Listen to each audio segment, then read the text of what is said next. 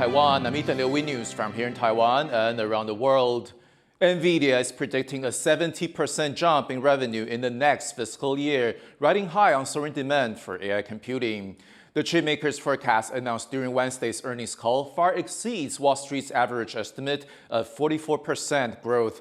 But Nvidia says shortages of memory components and rising memory costs could squeeze its expansion. The company's second quarter revenue more than doubled from a year earlier, driven by demand for its data center products. It's also the first time Nvidia has issued a revenue forecast a full year in advance, a move that could help ease investor concerns of an AI bubble. The AI boom is sending memory chip prices skyrocketing, prompting some analysts to coin a new term, Chipflation.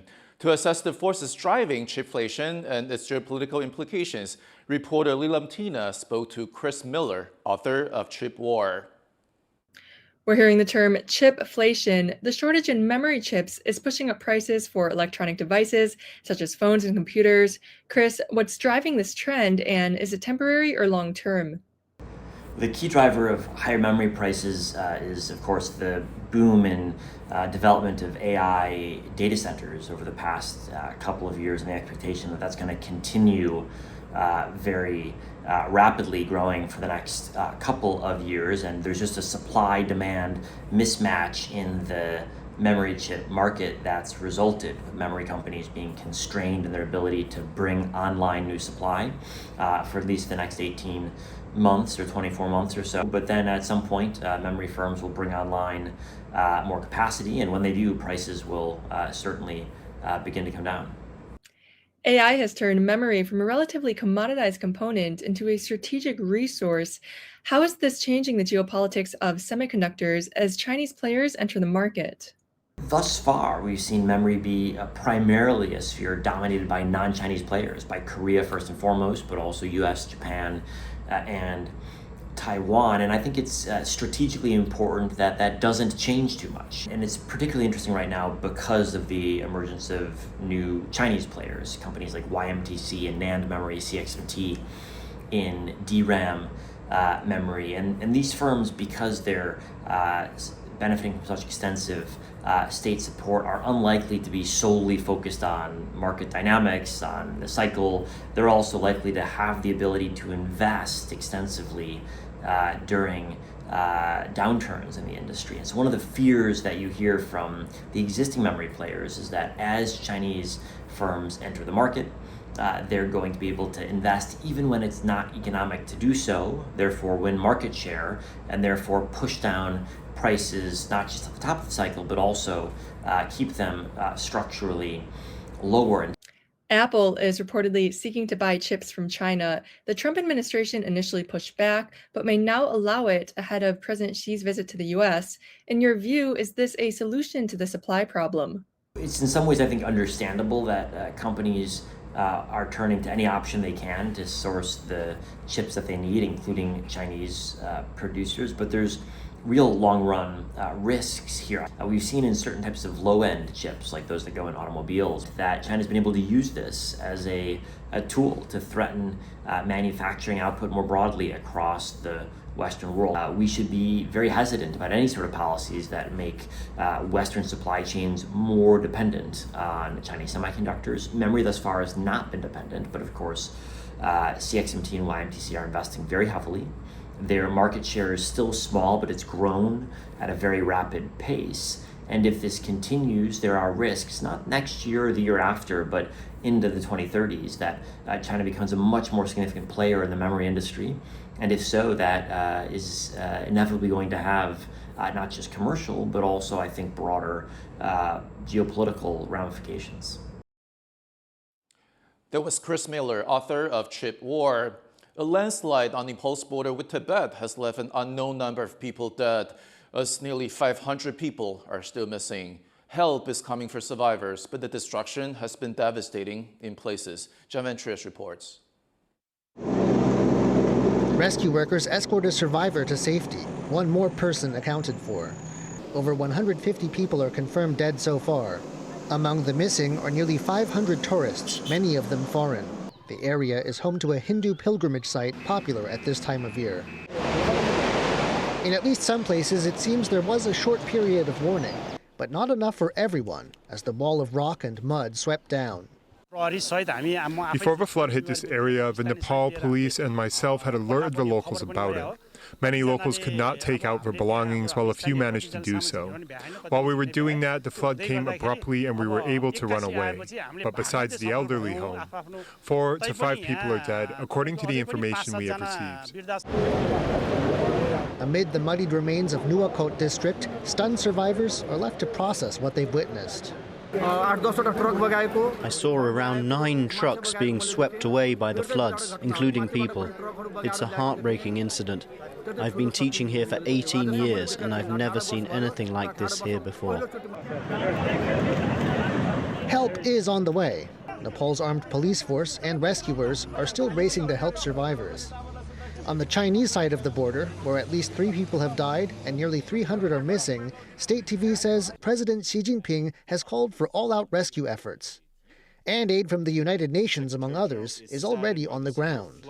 2 staff from the World Health Organization are already on site with enough medical kits for about 10,000 people for 3 months, as well as tents and logistics support.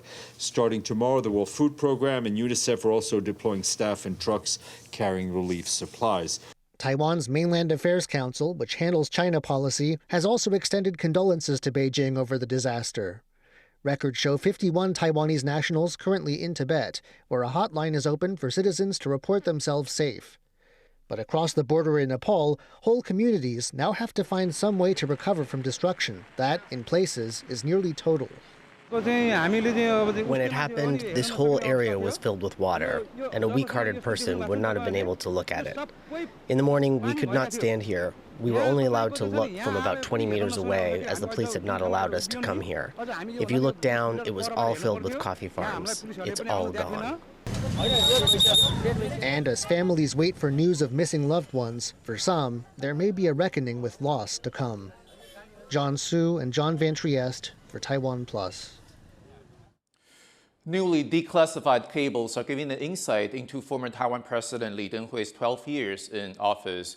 Hoover Institution research fellow Lin Shaoting has recently written a book about the late president, and our reporter Isabel Wang sat down with him to find out what he learned.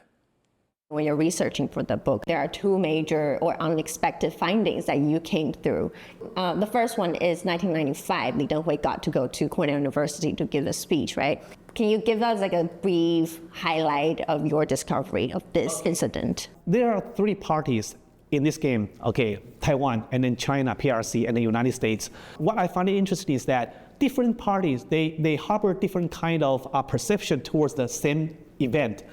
To the United States, to President Clinton, he agreed to grant entry visa to President Lee was because of the conflict infight between the legislative branch and between the executive branch, because he had a very, very bad terms with Newt Gingrich. By allowing Lee Teng-hui to visit the United States, he tried to sort of like improve the frosty relations between the executive branch, between the White House and the Congress. Another finding is that you described like a tense 1998 dispute with the White House accusing Taiwan's military of exaggerating tensions across the strait. Also, like, can you briefly elaborate on that? That was a time when President Clinton endeavored to improve its relations with China, and then they want to create some kind of, sort of strategic partnership between the 2 countries. The Clinton administration would try every possible way to prevent Taiwan from becoming a troublemaker in the building of this kind of strategic partnership. And then, so he did not intend to exaggerate the cross-strait relations or the tension happening in the cross-strait area. However, the White House national security guys, they interpret Taiwan's accusation of the cross-strait tensions as a way of trying to sabotage, U.S.-China friendly relationship. How do you think that the lesson or the findings that you have can reflect to this current situation that Taiwan is facing? The most important thing to the current leadership in Taiwan is to maximize your policy options. During Li Denghui's tenure, he was trying hard to rid out of the so-called One China policy imposed by the US government and by the Chinese government. He would try to attempt to purchase more military equipment, not from the United States, but from Russia and from other countries, different countries. He would try to attempt to contact North Korean regimes in order to try to get more intelligence or more information from the so-called enemy countries. So I would say that Li Denghui had this kind of mindset in his mind. He wants to maximize Taiwan's strength. He wants to get the best benefit out of all this kind of flexibility.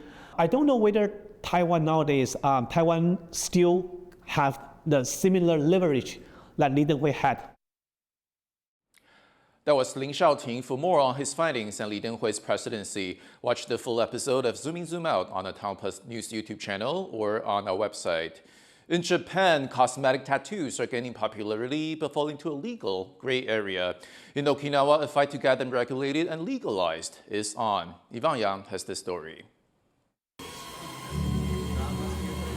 Tattooists are demonstrating scalp micropigmentation, or SMP, at a convention center in Okinawa. It's in open defiance of Japanese law, risking legal consequences. Tattoo artist Remy Brahman, who founded the Japan Tattoo Hygiene Association, says his industry already takes safety seriously. What we are doing now doesn't hurt.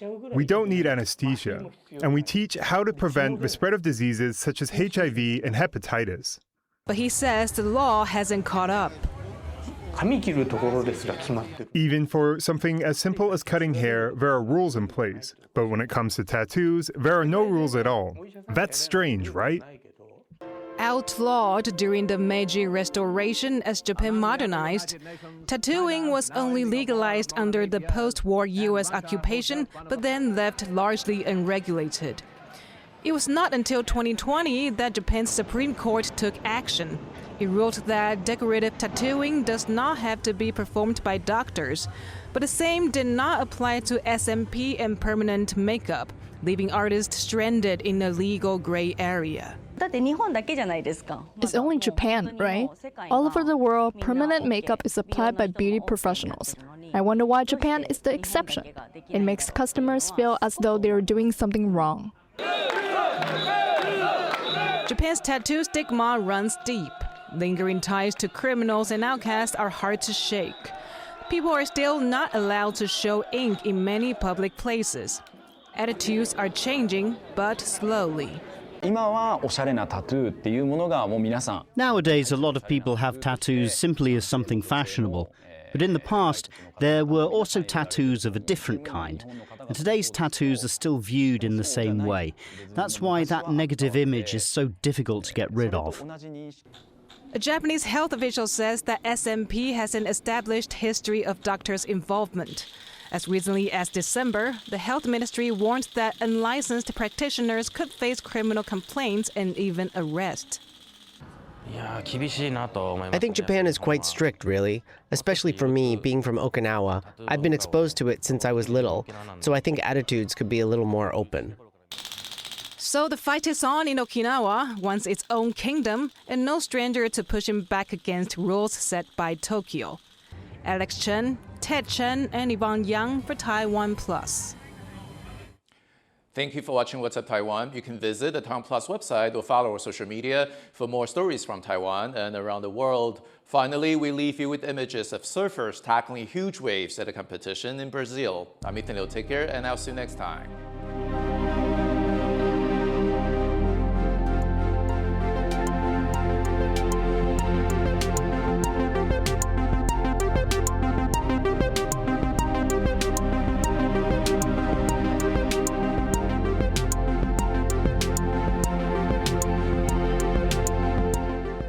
For more stories from Taiwan and Detroit, visit the TaiwanPlus website or follow us on our social media.